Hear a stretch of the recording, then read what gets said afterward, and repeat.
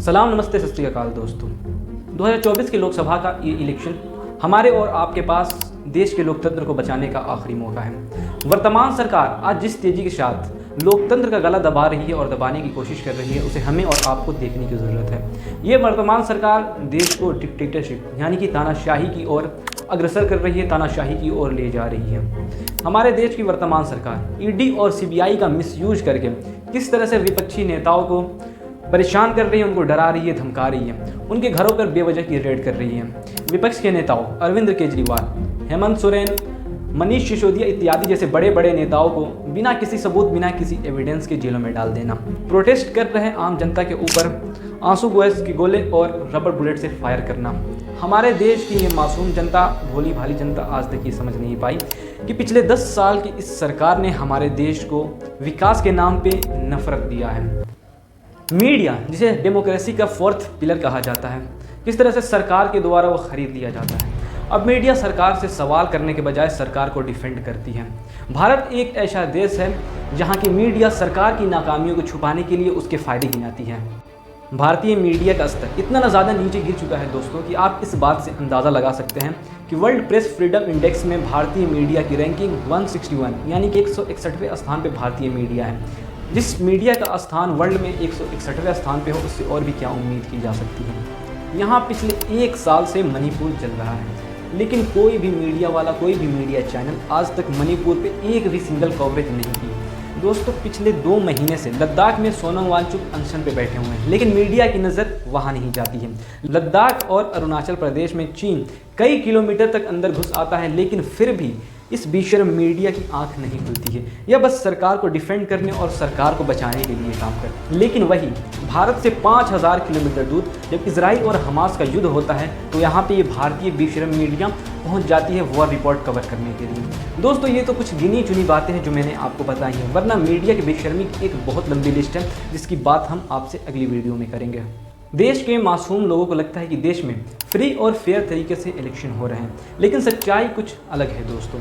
विपक्ष के नेताओं ने और विपक्षी पार्टियों ने कई बार यह आरोप लगाया है कि सरकार ईवीएम में बहुत बड़े घोटालेबाजी कर रही है और इलेक्शन कमीशन के कुछ मेंबर्स सरकार के साथ मिले हुए हैं, लेकिन फिर भी लोगों को ये बातें बेबुनियादी लगी, बेतुकी लगी, इस पर ज़्यादा ध्यान नहीं दिया गया। लेकिन पोल तो तब खुलती है जब चंडीगढ़ मेयर इलेक्शन होते हैं, जहाँ पे इलेक्शन कमीशन का एक मेंबर क्लीन चिट देते हुए बीजेपी को वहाँ जीत घोषित कर देता है। लेकिन जब ये सारा मामला सीसीटीवी कैमरे में रिकॉर्ड होता है, तब यह मामला सुप्रीम कोर्ट तक जाता है। सुप्रीम कोर्ट तब जाकर के इस पे संज्ञान लेती है, एक्शन लेती है और उस अफसर को बुलाकर खरी खोटी सुनाती है और उससे ये पूछती है कि क्या तुमने कांग्रेस और आपके लोगों का 8 बच्चा जो कि वोट डाला गया था उसको तुमने कट करके अलग रखा था। तो जाकर के वो इस बात को एक्सेप्ट करता है कि हाँ, हमने बीजेपी को क्लीन चिट देकर के वहाँ सरकार बनाई। तो दोस्तों ये किस तेज़ी के साथ डिक्टेटरशिप की तरफ बढ़ रहा है, ये हमें और आपको देखने की ज़रूरत है। दोस्तों बाबा साहब अम्बेडकर के संविधान को बीजेपी के नेता खुलेआम बदलने की बात कर रहे हैं।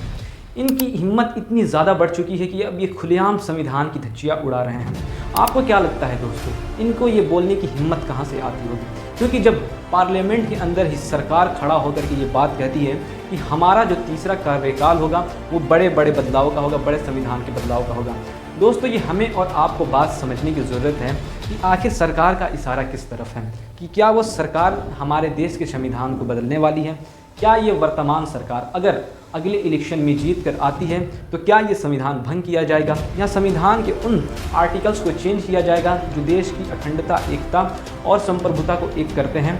देश के एक नागरिक होने के नाते क्या इन सब चीज़ों पे सवाल उठाना गलत है? कमेंट बॉक्स में आप अपनी राय ज़रूर रखें। दोस्तों लोकतंत्र में सरकार की गलत नीतियों के खिलाफ विरोध प्रदर्शन करने का अधिकार है, लेकिन आज हमारे देश में सरकार की गलत नीतियों के खिलाफ प्रदर्शन कर रहे किसानों के ऊपर आंसू गैस के गोले और रबर बुलेट का इस्तेमाल किया जाता है।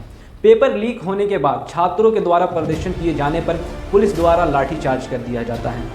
हमारे देश का नाम इंटरनेशनल लेवल पर रोशन करने वाले पहलवानों को एक बलात्कारी के खिलाफ प्रदर्शन करने पर उनके साथ मारपिटाई की जाती है और उनको रोड पर घसीटा जाता है।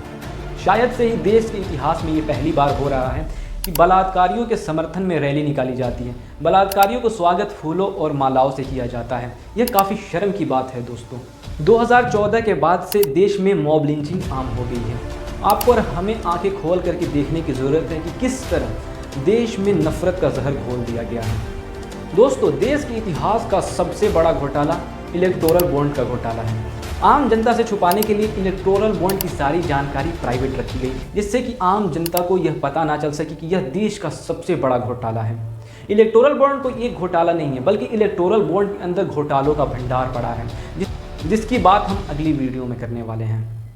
दोस्तों, ये चंदा दो और धंधा दो वाली देश की सबसे भ्रष्ट सरकार है, जो देश के आम नागरिकों का पैसा लूट करके अपने चंद दोस्तों की झोलियां भर रही है। दोस्तों, आप इस बात से ये समझ सकते हैं कि देश के 70% लोगों के पास जितना पैसा है, उतना ये पैसा सिर्फ 25-6 लोगों के पास है। और ये 25-26 लोग वही हैं जो केंद्र में बैठे सरकार के मित्र और दोस्त हैं। यह सारी चीज़ें देखने के बाद अब तो आपकी आंखें खुल जानी चाहिए कि किस तरह से यह सरकार पूरे देश में लूट मचा रखी है। इस सरकार के भ्रष्टाचार की लिस्ट बहुत लंबी है, जिसे एक वीडियो में कवर नहीं किया जा सकता है। दोस्तों, हम अगली वीडियो में और डिटेल के साथ आप तक वीडियो प्रोवाइड कराएंगे।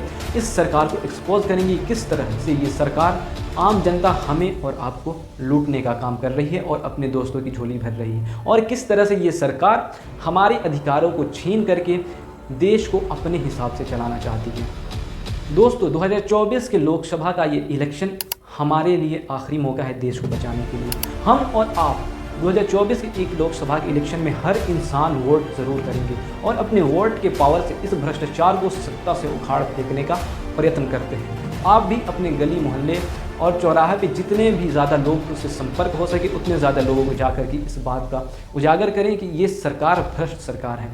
आप सब अपने अपने वोटों का सही इस्तेमाल करके इस सरकार को सत्ता से उखाड़ फेंकें। मिलते हैं हम अब आपसे अगली वीडियो में। जय हिंद, जय भारत, जय संविधान।